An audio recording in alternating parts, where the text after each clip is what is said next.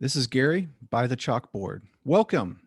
Welcome to, the first full monologue podcast that I'm producing here. And I hope that you find some value in it because what I'm sharing with you in this podcast and in future podcasts are things that are valuable to me. Will also be bringing on guests to share their experiences of life, and they can bring that value to you also. So today we're specifically looking at and focused on men going through a midlife crisis. Now that's just a term, right? Um, it's really a term for any kind of difficulty that someone is going through in their life. We just call it a midlife crisis and identify it mostly with men because a lot of men go through uh, a difficult time or difficult experiences around that similar age of, late 30s, early mid 40s. And I went through that. So I'm bringing my experience to this podcast and not just talking about what happened to me, but providing solutions and value to you as my listener to uh, give you some tools and ideas of how to come out of a midlife crisis. Um, so the title of this podcast is Midlife Crisis, Expand Your Life, because that's the purpose of this podcast is learning how to expand your life. Specifically, a midlife crisis is a difficult thing for men to go through because you feel so trapped and helpless, and you may go through experiences that you never thought you would have, anxieties, this vast uncertainty within you about yourself and who you are, who you think you are. The self-doubt seems to be present. It was with me. Maybe even thoughts of suicide. That wasn't something that sat with me for very long. I mean, the thought would arise, but it wasn't something I ever entertained in any fashion. It was just more of a observation of what other people would bring up. And I was looking at that in my own mind going, people are contemplating suicide, but that's not something that I'm even really thinking about. But that's a real option for people who are going through a midlife crisis. They experience things like this. Like, I just want to end it. I think what's important for you to know here is that I'm not here just to identify symptoms.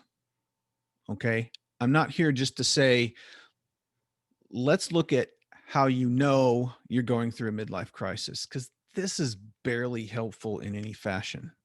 Okay. It's like going to the doctor when you're sick and the doctor checks you out and gives you a diagnosis that says, you're sick. You already know this. You know something's wrong. You want something different. Okay. You're observing an effect in your life. You want to observe a different effect. That's what you want.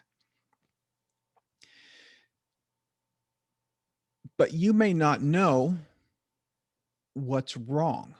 How do you know what's wrong when you're sick? Do you really know what's wrong? Probably not. You're just observing symptoms, right? You're just observing the effect of what's wrong.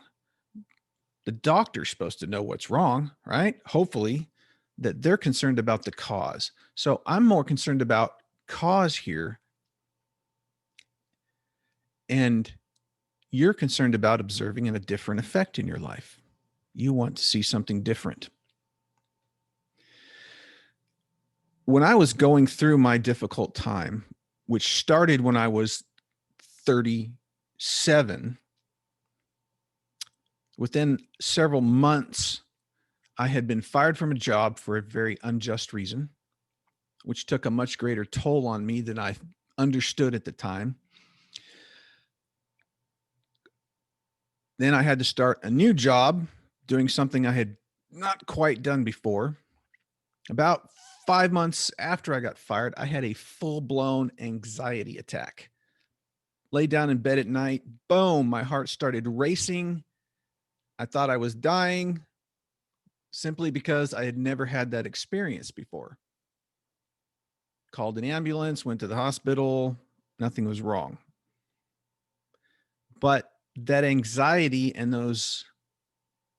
the effect of that stayed with me for a good 2 or 3 years, where I would still have anxiety attacks at night when I'm trying to go to sleep.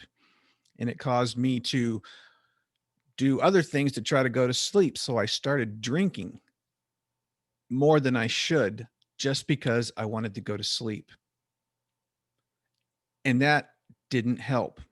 It might help me go to sleep, but I wouldn't sleep well. And then I would be exhausted in the morning. So a lot of other effects happened um, when I was trying to fix what was wrong by doing something else. So I want to set the foundation for this first podcast and for podcasts that are coming in the future. That your midlife crisis, these difficult times, this is an invitation to change. There's something happening within you, pushing you toward a new direction in life, which is going to expand your life in ways that you cannot even imagine. I'm here to tell you that, but you want to experience that. So we're going to start with one thing. Okay. Simple beginnings, right? Accept this is happening. Don't try to deny it. Okay. I did that because men want to be tough, right? They want to tough through things. Well, I'm not going through a midlife crisis. I'm just going to tough this out. The best way to walk into this is to simply accept that it's happening. Accept it. You know what? This is happening. I'm having a tough time. Something's not right. That's all I know. If that's all you know, that you want something different, that's all you know, and that's okay. This is not what I want. Okay. And like I said a few minutes ago, trying with all my effort to do something different just so I could sleep didn't help me.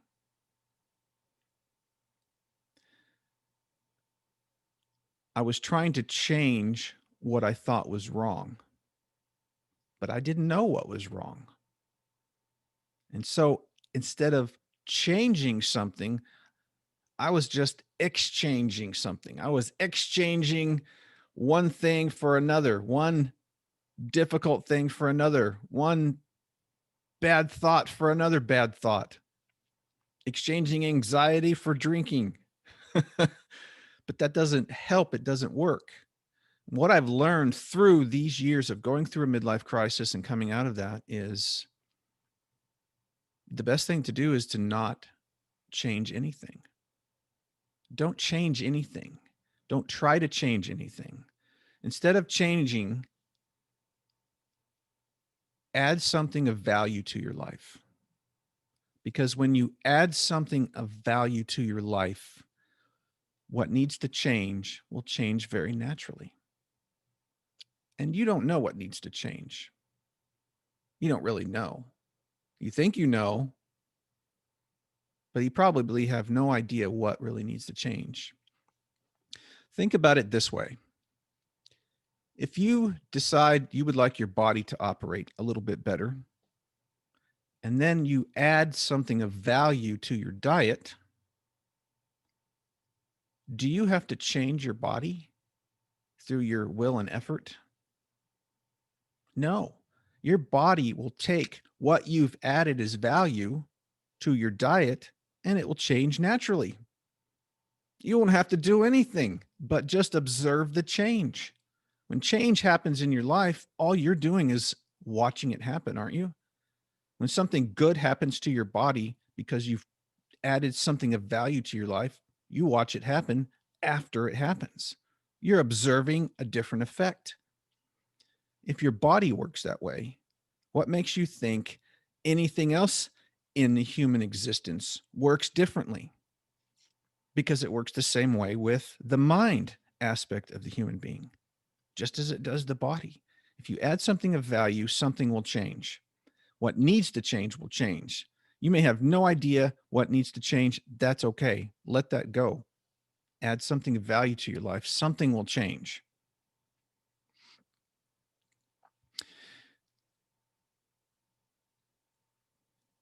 I'm going to be sharing with you things that I added to my life, things of value that benefited me. And I'm going to encourage you as my listener to do the same thing, to add something of value to your life. If you're in the middle of a midlife crisis, this is the most important thing you can do right now, is to add something of value to your life. Now, you can, if you want to, follow exactly what I tell you I do, because I'm going to tell you exactly what I do. You can do it to the letter. But what you'll discover is that you will begin to express this your own way in your life, because your life is unique to you. Your expression of life is unique to you. So I'm going to share one thing with you to start adding value to your life that is very beneficial, that will help change something that needs to change. And that one thing is simply being thankful. Being thankful. A couple of years ago, 2 or 3 years, I don't know the time frame, this was something I added to my life in the morning, the moment I woke up. This is the best time to do it, is to add that value to your life the moment you wake up. Wake up in the morning, don't move, sit there, even if it's for a minute. You have a minute in the morning when you wake up, use it. Sit there and don't move and be thankful. Add that value to your life.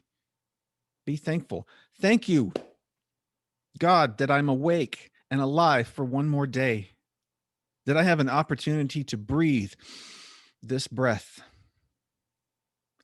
The other thing I added to that was a prayer. I would be thankful, and then I would say this prayer to God. I would say, God, change me to you. Change me to you, because I can't change myself. I don't even know what needs to change. See, I talked about that a few minutes ago, of don't worry about trying to change, because you don't know what needs to change, and you don't know how to change what needs to change. I came to that understanding, and the only thing I could do was just throw myself at the grace of God and say, I can't change myself. I've tried through all my effort, and it's not working. I need you to change me to you. It's a beautiful prayer. It's a beautiful way to start the morning. Start the morning with thanksgiving and just ask God, today, God, today, not tomorrow, not the next day, but today, change me to you. And make me aware of it. Give me the awareness of what's changed. And what changes will be this natural experience that will flow from within you. You'll be the observer of it. You'll be the one seeing it. And there'll be greater joy. So put this into practice, okay? Don't try to change anything. Simply add something of value to your life and watch what happens. This is Gary by the chalkboard. Thank you for tuning in to this first full monologue podcast. More to come soon.